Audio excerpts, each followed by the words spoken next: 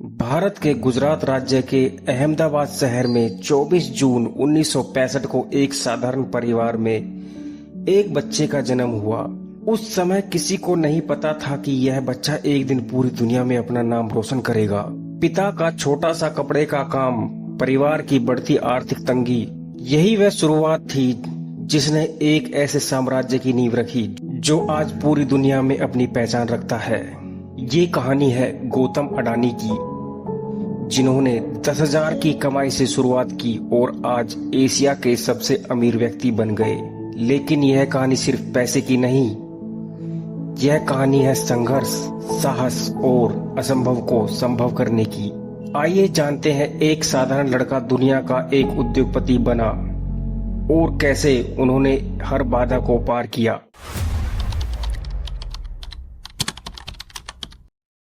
उन्नीस सौ 1965 में गुजरात के अहमदाबाद शहर में एक साधारण परिवार में गौतम अडानी का जन्म हुआ।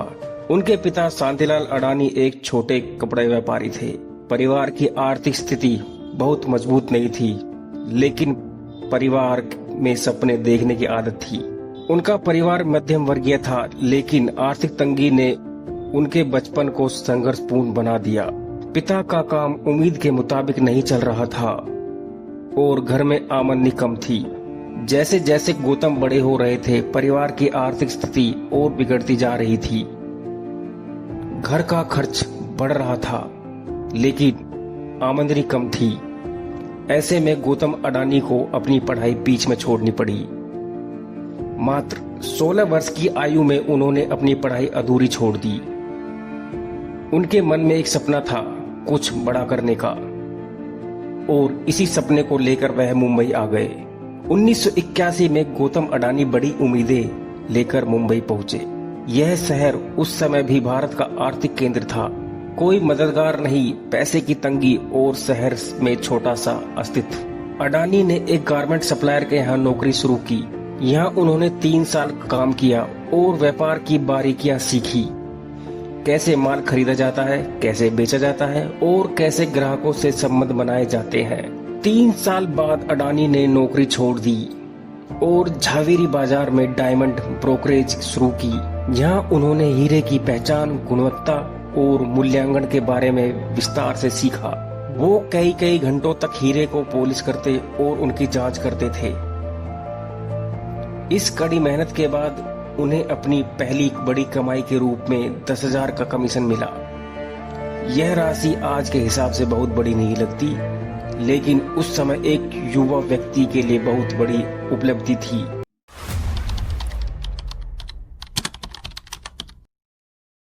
उन्नीस सौ 85 में राजीव गांधी की सरकार ने आयात नीतियों को आसान बनाया। यह अडानी के लिए एक बड़ा अवसर था।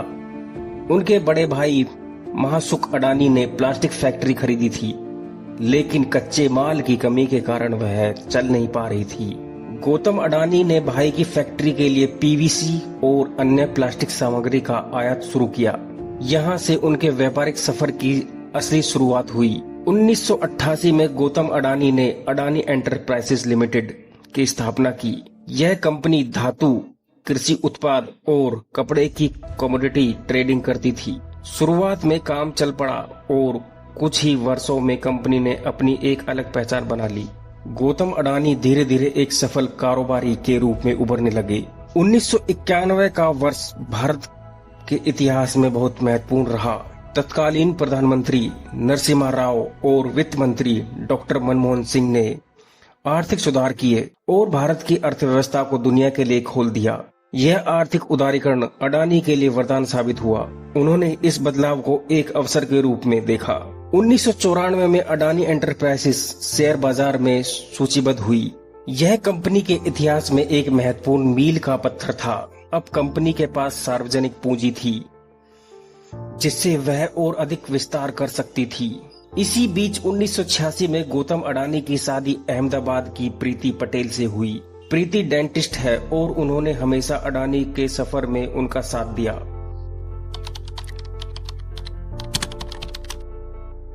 1995 वह वर्ष था जिसने आज अडानी के इस मुकाम तक पहुंचाने की नींव रखी। गुजरात सरकार पोर्ट डेवलपमेंट के लिए प्राइवेट कंपनियों को तलाश रही थी। जैसे ही यह खबर अडानी तक पहुंची, उन्होंने इसे एक सुनहरा अवसर समझा।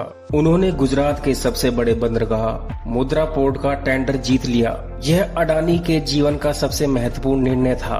करीब 8,000 हेक्टेयर में फैला यह बंदरगाह आज भारत का सबसे बड़ा निजी बंदरगाह है। इस बंदरगाह से पूरे भारत के लगभग 1/4 माल की आवाजाही होती है। 1998 में गौतम अडानी ने Adani ports and logistic company की शुरुआत की। यह कंपनी बंदरगाह संचालन, लॉजिस्टिक और संबंधित सेवाओं में विशेषज्ञता रखती थी।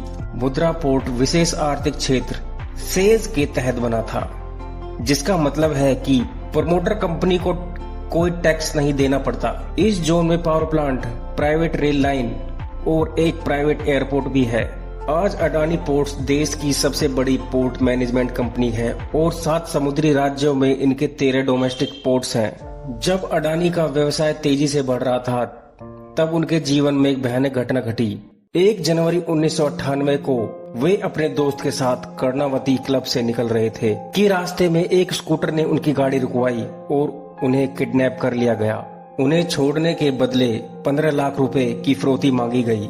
कहा जाता है इस किडनैपिंग के पीछे अंडरवर्ल्ड डॉन फजलुर रहमान का हाथ था। गौतम अडानी इस हादसे से बाल बाल बचे। इसके बाद उन्होंने बॉडीगार्ड और सुरक्षा व्यवस्था रखनी शुरू कर दी।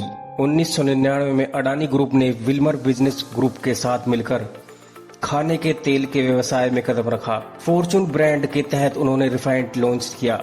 24 नवंबर 2000 को फॉर्चून ने 3 मुख्य श्रेणी लॉन्च की: सोयाबीन, सनफ्लावर और कॉटन सीड तेल।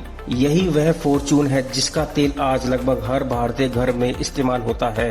फॉर्चून ने अपनी गुणवत्ता और विज्ञापन के दम पर भारतीय रसोई में एक विशेष स्थान बना लिया। आज फॉर्चून ब्रांड के तहत आटा, चावल, दाल, चीनी और सोया चंक्स भी आते हैं।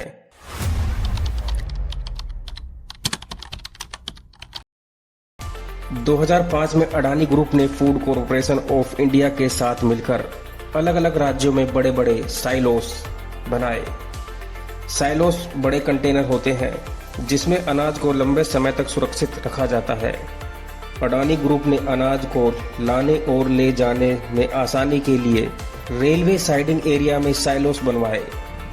26 नवंबर 2008 मुंबई आतंकी हमला। इस हमले में गौतम अडानी भी ताज होटल में फंसे थे। वह उस रात ताज होटल के वेजिटेरियन रेस्तरां में डिनर करने गए थे। अचानक आतंकवादियों ने होटल में घुसकर गोलियां चलानी शुरू कर दी। अडानी सबसे ऊपरी मंजिल पर थे, इसलिए वह साफ देख सकते थे कि आतंकी स्विमिंग पूल और लिफ्ट की तरफ गोलियां चला रहे हैं। होटल में हड़कंप मच गया। होटल स्टाफ ने सभी मेहमानों को बेसमेंट में छिपा दिया। अडानी ने 26 नवंबर की पूरी रात बेसमेंट में गुजारी। अगली सुबह 27 नवंबर को सुरक्षा बलों ने करीब 8:45 बजे बाद में जब वह अहमदाबाद एयरपोर्ट पर उतरे तो उन्होंने कहा, मैंने 15 फुट की दूरी से मौत को देखा है।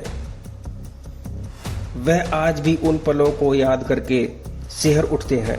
2010 में अडानी ने इंडोनेशिया में माइनिंग कारोबार शुरू किया। उन्होंने लिंक एनर्जी से 12,147 करोड़ रुपए में कोयला खदान खरीदी। इस खदान में 7.8 बिलियन टन के खनिज भंडार हैं, जो हर साल 60 बिलियन टन कोयला पैदा कर सकती है। 2011 में अडानी ग्रुप ने ऑस्ट्रेलिया के एब्ट पॉइंट कोल टर्मिनल को 2 अरब 72 करोड़ रुपए में खरीदा।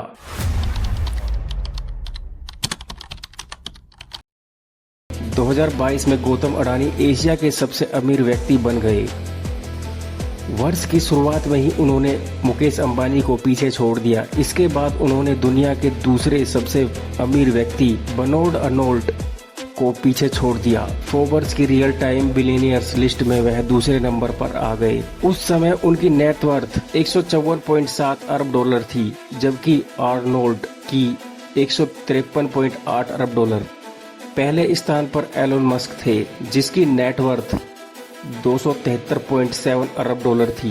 2019 में अडानी ने एयरपोर्ट की तरफ उड़ान भरी। उन्होंने अहमदाबाद लखनऊ, मंगलुरु, जयपुर, गुवाहाटी और तिरुवनंतपुरम जैसे 6 हवाई अड्डों का संचालन अपने हाथों में लिया। अगले 50 सालों तक अडानी ग्रुप सभी एयरपोर्ट्स का संचालन और विकास करेगा। इसके अलावा मुंबई इंटरनेशनल एयरपोर्ट में भी अडानी ग्रुप के पास 74% की हिस्सेदारी है। गौतम अडानी केवल व्यवसाय में नहीं बल्कि समाज सेवा में भी सक्रिय हैं। अडानी फाउंडेशन देश के 16 राज्यों में 2400 से अधिक गांवों की 40 लाख से अधिक आबादी को स्वास्थ्य, शिक्षा और रोजगार की सेवाएं प्रदान करता है। अडानी फाउंडेशन 11 राज्यों में 1 लाख युवाओं को ट्रेनिंग देता है। अपने 60वें जन्मदिन पर उन्होंने सामाजिक कार्यों के लिए 60,000 करोड़ का दान देने का फैसला किया, जो भारतीय इतिहास में किसी व्यक्ति द्वारा दिया गया सबसे बड़ा दान है। 24 जनवरी 2023 अमेरिकी कंपनी हिंडनबर्ग रिसर्च ने एक ऐसी रिपोर्ट जारी की जिसने पूरे अडानी साम्राज्य को हिलाकर रख दिया। 106 पन्नों की इस रिपोर्ट ने गौतम अडानी पर दशकों से स्टॉक मैनिपुलेशन का आरोप लगाया। अगले 7 दिनों में अडानी ग्रुप की 9 कंपनियों का 7 लाख करोड़ से अधिक का मार्केट वैल्यू नष्ट हो गया। गौतम अडानी की नेटवर्थ $70 बिलियन से गिरकर $43 बिलियन हो गई। मार्च 2023 में सुप्रीम कोर्ट ने सेबी को जांच का जिम्मा सौंपा। 3 जनवरी 2023 को सुप्रीम कोर्ट ने सीबीआई जांच की मांग खारिज कर दी और सेबी को जांच का निर्देश दिया। संकट के बावजूद अडानी ग्रुप ने 2023 से 2025 के बीच 33 बड़े अधिग्रहण किए। सीमेंट क्षेत्र में 24,710 करोड़, बंदरगाहों में 28,145 करोड़ का निवेश किया। सीमेंट क्षेत्र में उन्होंने पेन्ना सीमेंट, ओरिएंट सीमेंट और सिंधी इंडस्ट्रीज जैसे बड़ी कंपनियों को खरीदा। सितंबर 2025 में सेबी ने हिंडनबर्ग के आरोप को खारिज कर दिया। सेबी ने कहा कि जांच में किसी भी नियम उल्लंघन का खुलासा नहीं हुआ है। गौतम अडानी ने कहा, सेबी ने वह पुष्टि की है जो हम हमेशा से कहते रहे हैं।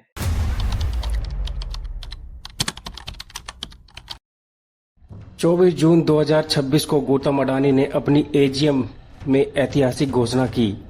अडानी ग्रुप परमाणु ऊर्जा क्षेत्र में प्रवेश कर रहा है।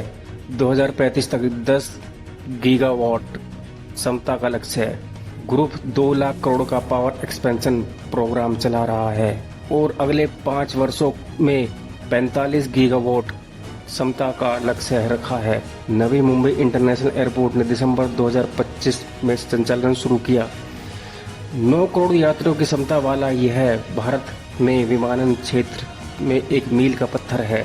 जुलाई 2026 में अमेरिकी जस्टिस डिपार्टमेंट ने गौतम अडानी और उनके भतीजे पर लगे सभी आरोप वापस ले लिए। अडानी ग्रुप डिजिटल इंटेलिजेंस पर भी फोकस कर रहा है। डेटा सेंटर प्लेटफॉर्म बनाने का लक्ष्य है और गूगल के साथ विशाखापट्टनम में डेटा सेंटर प्रोजेक्ट पर समझौता। हर संकट एक अवसर होता है। हिंडनबर्ग के तूफान ने अडानी साम्राज्य को हिलाया, लेकिन उन्होंने अपनी मजबूत वित्तीय स्थिति, स्मार्ट रणनीति और धैर्य के बल पर फिर से खड़े होने की ताकत दिखाई। गौतम अडानी से हम क्या सीखते हैं? 1. अवसरों को पहचाने।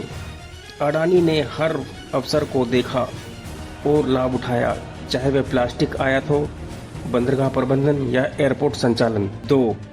जोखिम उठाने से ना डरें। उन्होंने मुद्रा पोर्ट पर टेंडर जीता, इंडोनेशिया में कोयला खदान खरीदी और एयरपोर्ट का संचालन किया। 3. कड़ी मेहनत का कोई विकल्प नहीं। अडानी ने कभी भी मेहनत से पीछे नहीं हटे, चाहे वह डायमंड पॉलिशिंग हो या बड़े व्यवसाय का प्रबंधन। 4. उन्होंने अपने व्यवसाय को एक क्षेत्र तक सीमित नहीं रखा बल्कि कई क्षेत्रों में विस्तार किया। 5. दीर्घकालीन सोच। 50 साल के एयरपोर्ट अनुबंधन सबसे बड़ा प्रमाण है। जिस तरह सुंदर आकार लेने से पहले सोने को खूब तपाया जाता है, ठीक उसी तरह गौतम अडानी को भी जीवन में कई तरह के ताप लेने पड़े, लेकिन वह हर बार मजबूत होकर उभरे। आज गौतम अडानी का कारोबार पूरी दुनिया में फैला हुआ है। वे भारत के विकास में एक महत्वपूर्ण स्तंभ बन चुके हैं। तो दोस्तों, अगर आपको ये वीडियो पसंद आया है तो लाइक करें, शेयर करें और चैनल को सब्सक्राइब करें। ऐसी ही प्रेरणादायक कहानियों के लिए जुड़े रहें।